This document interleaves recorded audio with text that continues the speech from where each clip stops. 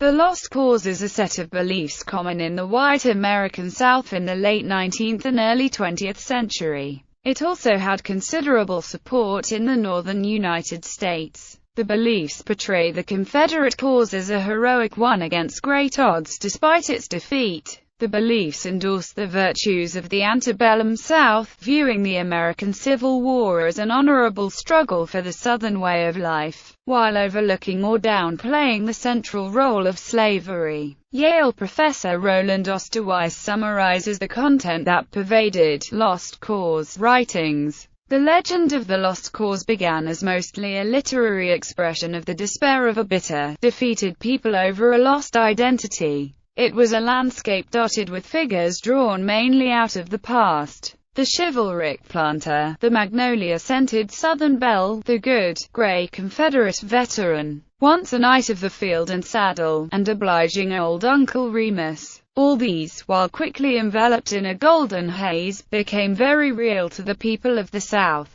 who found the symbols useful in the reconstituting of their shattered civilization. They perpetuated the ideals of the Old South and brought a sense of comfort to the new. The Lost Cause belief was founded upon several historically inaccurate or debatable elements. These include the claim that the Confederacy fought in the Civil War to defend states' rights rather than to preserve slavery, and the related claim that slavery was benevolent, rather than cruel. Historians, including Gaines Foster, generally agree that the Lost Cause narrative also helped preserve white supremacy. Most scholars who have studied the White South's memory of the Civil War or the Old South conclude that both portrayed a past society in which whites were in charge and blacks faithful and subservient. Supporters typically portray the Confederacy's cause as noble and its leadership as exemplars of old-fashioned chivalry and honor. Defeated by the Union armies through numerical and industrial force that overwhelmed the South's superior military skill and courage. Proponents of the Lost Cause movement also condemned the Reconstruction that followed the Civil War, claiming that it had been a deliberate attempt by Northern politicians and speculators to destroy the traditional Southern way of life. In recent decades, Lost Cause themes have been widely promoted by the Neo-Confederate movement in books and op-eds,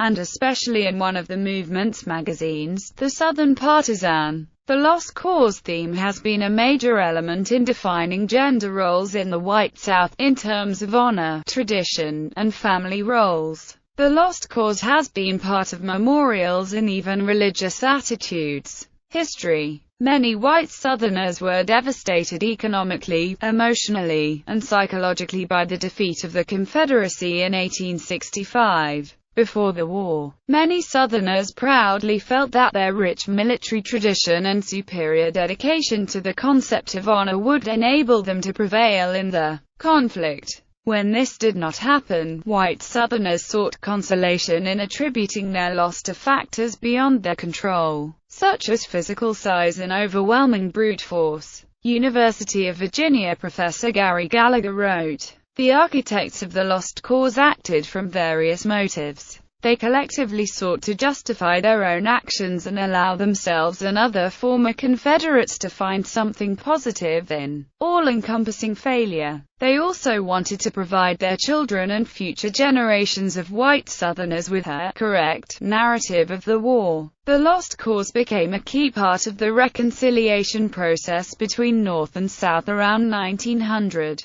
and formed the basis of many white Southerners' postbellum war commemorations. The United Daughters of the Confederacy is a major organization that has been associated with the Lost Cause for over a century. Gaines Foster wrote in 2013, "Scholars have reached a fair amount of agreement about the role the Lost Cause played in those years, although the scholarship on the Lost Cause, like the memory itself, remains contested." The White South, most agree, dedicated enormous effort to celebrating the leaders and common soldiers of the Confederacy, emphasizing that they had preserved their and the South's honor. The term Lost Cause first appeared in the title of an 1866 book by the historian Edward A. Pollard, The Lost Cause, A New Southern History of the War of the Confederates. However, it was the articles written by General Jubilee early in the 1870s for the Southern Historical Society that firmly established the Lost Cause as a long-lasting literary and cultural phenomenon. The 1881 publication of The Rise and Fall of the Confederate Government by Jefferson Davis, a 2-volume defense of the Southern cause, provided another important text in the history of the Lost Cause. Davis blamed the enemy for whatever of bloodshed, of devastation, or shock to Republican government has resulted from the war. He charged that the Yankees fought with a ferocity that disregarded all the laws of civilized warfare. The book remained in print and was often used to justify the Southern position and to distance it from slavery. Early's original inspiration for his views may have come from General Robert E. Lee. When Lee published his farewell order to the Army of Northern Virginia, he consoled his soldiers by speaking of the overwhelming resources and numbers that the Confederate Army fought against. In a letter to Early, Lee requested information about enemy strength from May 1864 to April 1865, the period in which his army was engaged against Lt. Gen. Ulysses S. Grant. Lee wrote, "My only object is to transmit, if possible, the truth to posterity, and do justice to our brave soldiers." In another letter, Lee wanted all statistics as regards numbers, destruction of private property by the federal troops, and because he intended to demonstrate the discrepancy in strength between the two armies and believed it would be difficult to get the world to understand the odds against which we fought, referring to newspaper accounts that accused him of culpability in the loss. He wrote, "I have not thought proper to notice, or even to correct misrepresentations of my words and acts. We shall have to be patient, and suffer for a while at least. At present, the public mind is not prepared to receive the truth." All of these were themes made prominent by Early and the Lost Cause writers in the 19th century and that continued to be important throughout the 20th. Memorial associations such as the United Confederate Veterans, the United Daughters of the Confederacy, and Ladies' Memorial Associations integrated Lost Cause themes to help Southerners cope with the many changes during this era, most significantly Reconstruction. These institutions have lasted to the present time period, and descendants of Southern soldiers continue to attend these meetings. Today, education is a high priority of the United Daughters of the Confederacy, which collects documents and gives aid to historical researchers and top college scholars. They also provide financial help to elderly members in aid, homeless shelters, homes for battered women and children, hospital associations, and food banks. Reunification of North and South. Nolan states that the Lost Cause facilitated the reunification of the North and the South. He quotes Foster, who says, "Signs of respect from former foes and Northern publishers made acceptance of reunion easier." By the mid-80s, most Southerners had decided to build a future within a reunited nation. A few remained irreconcilable, but their influence in Southern society declined rapidly. Nolan's second aspect is that the reunion was exclusively a white man's phenomenon, and the price of the reunion was the sacrifice of the African Americans. Historian Caroline Janney stated, providing a sense of relief to white Southerners who feared being dishonored by defeat. The Lost Cause was largely accepted in the years following the war by white Americans who found it to be a useful tool in reconciling North and South. Historian David Blight wrote, "The Lost Cause became an integral part of national reconciliation by dint of sheer sentimentalism, by political argument, and by recurrent celebrations and rituals." For most white Southerners, the Lost Cause evolved into a language of vindication and renewal, as well as an array of practices and public monuments through which they could solidify both their Southern pride and their Americanness. In the 1890s, Confederate memories no longer dwelled as much on mourning or explaining defeat. They offered a set of conservative traditions by which the entire country could gird itself against racial, political, and industrial disorder. And by the sheer virtue of losing heroically, the Confederate soldier provided a model of masculine devotion and courage in an age of gender anxieties and ruthless material striving. In exploring the literature of reconciliation, historian William Tynes Cower wrote, "The cult of the lost cause was part of a larger cultural project, the reconciliation of North and South after the Civil War." He says that a typical image in post-war fiction was a materialistic, rich Yankee man marrying an impoverished spiritual Southern bride as a symbol of happy national reunion. Examining films and visual art, Gallagher identifies the theme of white people North and South, who extol the American virtues both sides manifested during the war, to exalt the restored nation that emerged from the conflict, and to mute the role of African Americans. Bruce Catton argues that the myth or legend helped achieve national reconciliation between North and South. He concludes, "The legend of the lost cause has served the entire country very well," and he goes on to say, "The things that were done during the Civil War have not been forgotten, of course, but we now see them through a veil. We have elevated the entire conflict to the realm where it is no longer explosive. It is a part of American legend, a part of American history, a part, if you will, of American romance. It moves men mightily, to this day, but it does not move them in the direction of picking up their guns and going at it again. We have had national peace since the war ended, and we will always have it. And I think the way Lee and his soldiers conducted themselves in the hours of surrender has a great deal to do with it." New South. Historians have said that the "lost cause" theme helped white Southerners adjust to their new status and move forward into what was called the New South. Hillier states that the Confederate Memorial Literary Society, founded by elite white women in Richmond, Virginia, in the 1890s, exemplifies this solution. The CMLS founded the Confederate Museum to document and defend the Confederate cause and to recall the antebellum wars that the New South's business ethos was thought to be displacing. By focusing on military sacrifice, rather than grievances regarding the North, the Confederate Museum aided the process of sectional reconciliation. According to Hillier, by depicting slavery as benevolent, the museum's exhibits reinforced the notion that Jim Crow laws were a proper solution to racial tensions that had escalated during Reconstruction. Lastly, by glorifying the common soldier and portraying the South as solid, the museum promoted acceptance of industrial capitalism. Thus, the Confederate Museum both critiqued and eased the economic transformations of the New South, and enabled Richmond to reconcile its memory of the past with its hopes for the future, leaving the past behind as it developed new industrial and financial roles.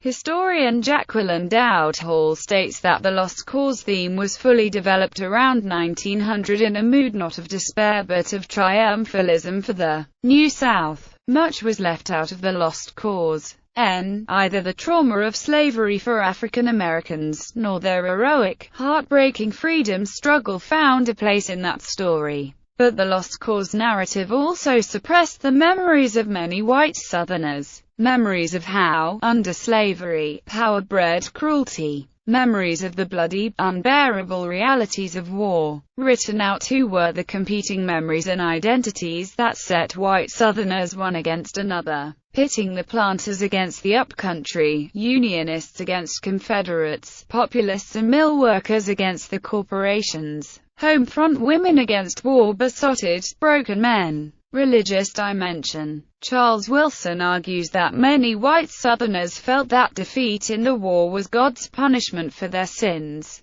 and turned increasingly to religion as their solace. The post-war era saw the birth of a regional, civil religion that was heavy with symbolism and ritual. Clergymen were the primary celebrants. Wilson says that the ministers constructed lost cause ritualistic forms that celebrated their regional mythological and theological beliefs. They used the lost cause to warn Southerners of their decline from past virtue, to promote moral reform, to encourage conversion to Christianity, and to educate the young in Southern traditions. In the fullness of time, they related to American values. White Southerners tried to defend on a cultural and religious level what defeat in 1865 made impossible on a political level. The lost cause, defeat in a holy war, left Southerners to face guilt, doubt, and the triumph of evil. That is, they formed what C. Van Woodward has called a uniquely Southern sense of the tragedy of history. Paul has said that in fighting to defeat the Republican Reconstruction government in South Carolina in 1876, white Democrats portrayed the lost cause scenario through Hampton Days celebrations shouting, "Hampton or hell." They staged the contest between Reconstruction opponent and Democrat candidate Wade Hampton and incumbent Governor Daniel H. Chamberlain as a religious struggle between good and evil, and calling for redemption. Indeed, throughout the South, the conservatives who overthrew Reconstruction were often called redeemers, echoing Christian theology. Gender roles. Among the writers on the lost cause, gender roles were contested domain. Men typically hurried by the role women played during the war, noting their total loyalty to the cause.